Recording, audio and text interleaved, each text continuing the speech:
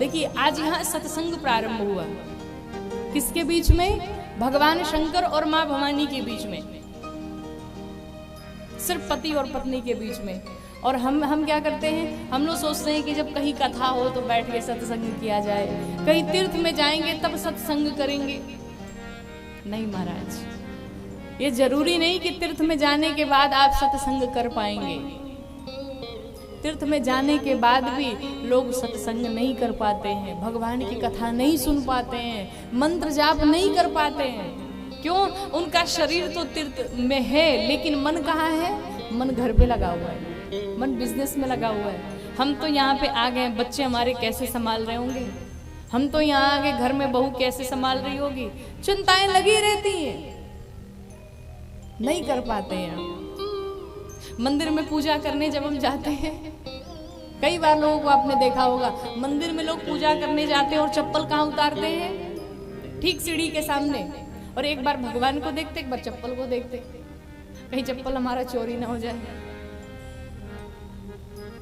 होता है, कहीं चप्पल चोरी ना हो जाए, कोई चुरा के ना ले जाए। अब आप बताओ, क्या इस भाव से, इस प्रार्थना से भगवान मिलेंगे क्या? कभी नहीं मिलने वाले। जब 100 रुपए की चप्पल पे मन अटका हुआ है तो भगवान कहां से मिलेंगे? नहीं प्राप्त होने वाले। और एक बात बताऊं, अगर चप्पल चोरी हो जाए ना मंदिरों से, कथाओं से, तो जाकर के भगवान के खूब जय जयकार करना, खूब धन्यवाद करना, प्रभु आज बड़ी कृपा हुई और आपकी कृपा से हमारा चप्पल चोरी हो गया। क्यों? जो चप्पल चोरी करके ले जाता है ना, हमारे जीवन की बला को लेके जाता है, हमारे जीवन की दरिद्रता को लेकर के जाता है। इसलिए खूब खुश हो जाओ, हे भगवान चप्पल चोरी हो गया। और खासकर से मंदिरों से जब चप्पल चोरी हो, कथाओं से जब चप्पल चोरी हो, बुरा न मानिएगा, कहा जाता है कि 4 प्रकार के श्रोता होते हैं। प्रथम श्रेणी के जो श्रोता होते हैं ना, उन्हें कहा गया श्रोता, अर्थात वो व्यास जी के आने से पहले कथा में आके बैठ जाते हैं। नियम यही है कि व्यास जी के आने से पहले श्रोता आकर के कथा में बैठ जाए। तो प्रथम श्रेणी वाले पहले ही कथा में आके बैठ जाते हैं और कथा विश्राम के बाद जब आरती होती है, प्रसाद बट जाता है, प्रसाद लेके अपने घर को प्रस्थान करते। तो ये पहले वाले श्रोता है, प्रथम श्रेणी के श्रोता। लेकिन जो द्वितीय श्रेणी के श्रोता हैं, इनको श्रोता नहीं, उनको सोता कहा गया।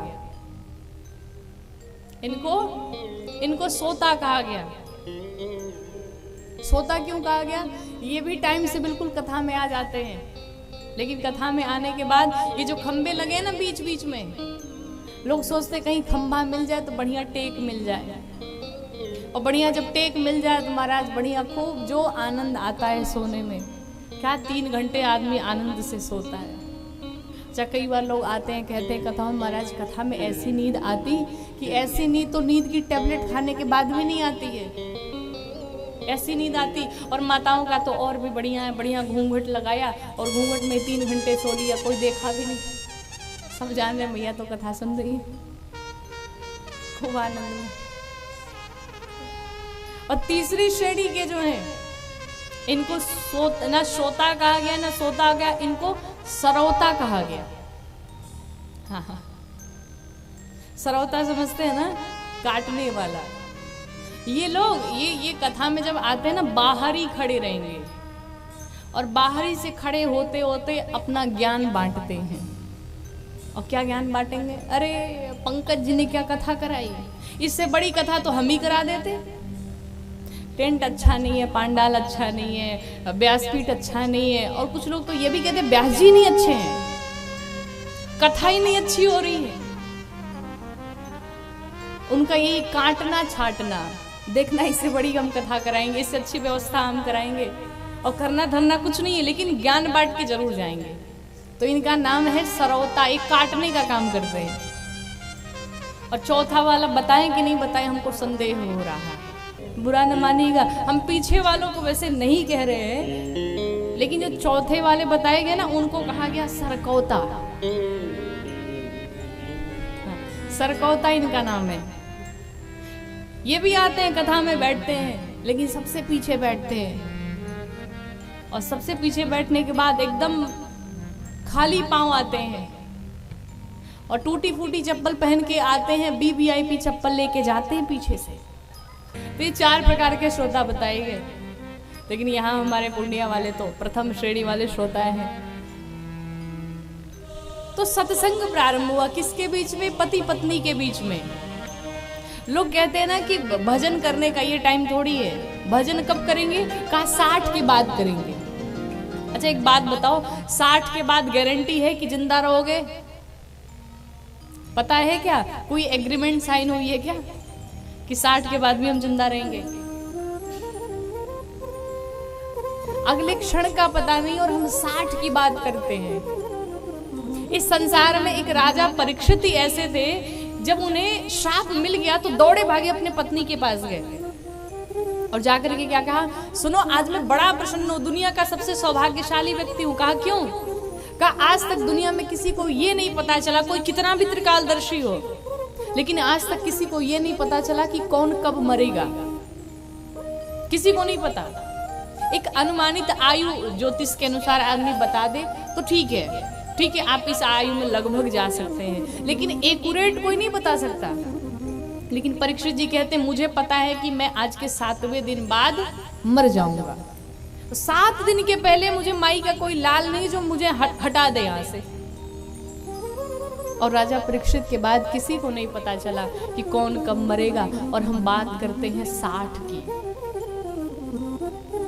और लोगों को भजन करने के लिए कहो ना, बच्चे अगर भजन करने लग जाएं तो लोग कहते रहे अभी कहीं साधु न बन जाए, कहीं बाबा न बन जाए। अरे बाबा बनना इतना आसान है क्या? कई जन्मों के पुण्य जब होते हैं तब जाकर के कोई भगवान का भक्त बन पाता है, कोई संत बन पाता है। लेकिन लोगों की बड़ी समस्या है, माताओं को सब पसंद है लेकिन बच्चा हमारा बाबा न बने।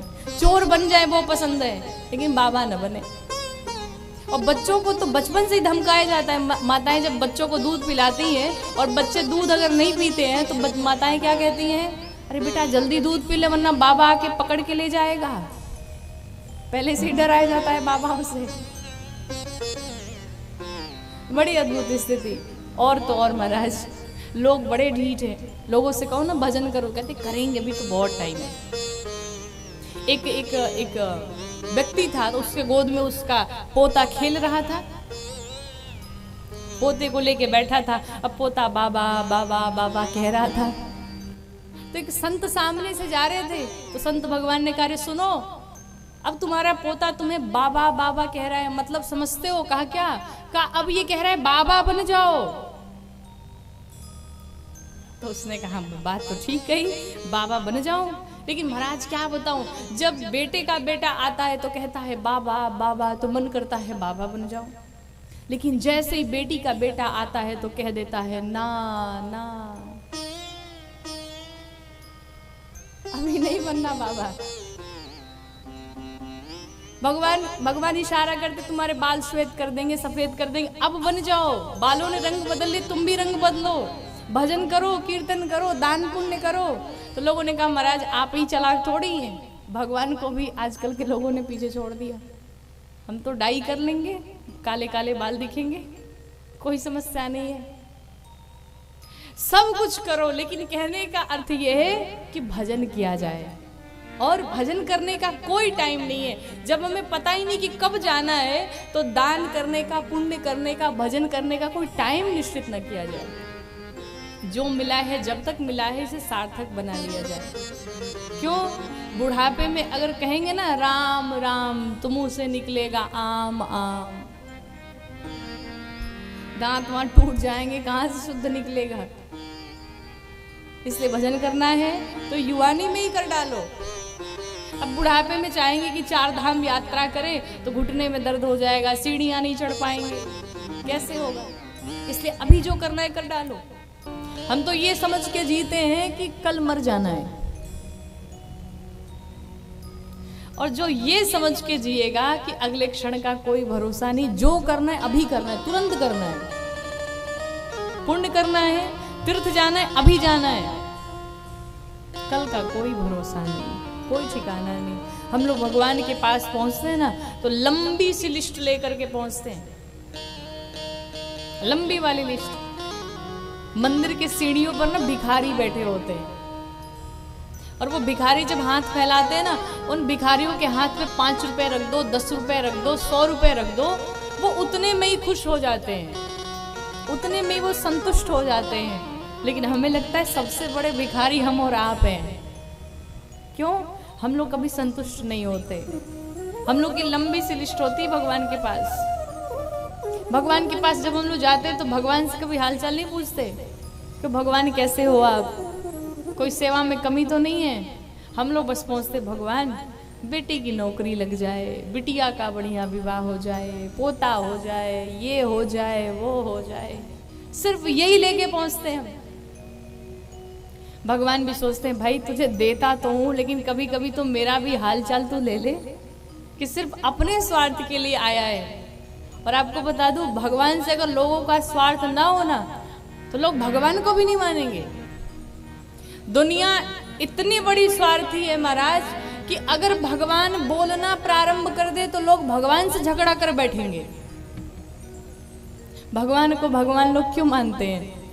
क्योंकि भगवान बेचारे मंदिर में पड़े हैं, मूर्ति बने पड़े हैं, धनुष बाण लेकर के खड़े हैं। भगवान तो बोलने वाले हैं नहीं। तुम 7 बजे उठ करके पूजा करो या 10 बजे करो, बिना नहाए करो, कोई मतलब नहीं भगवान को।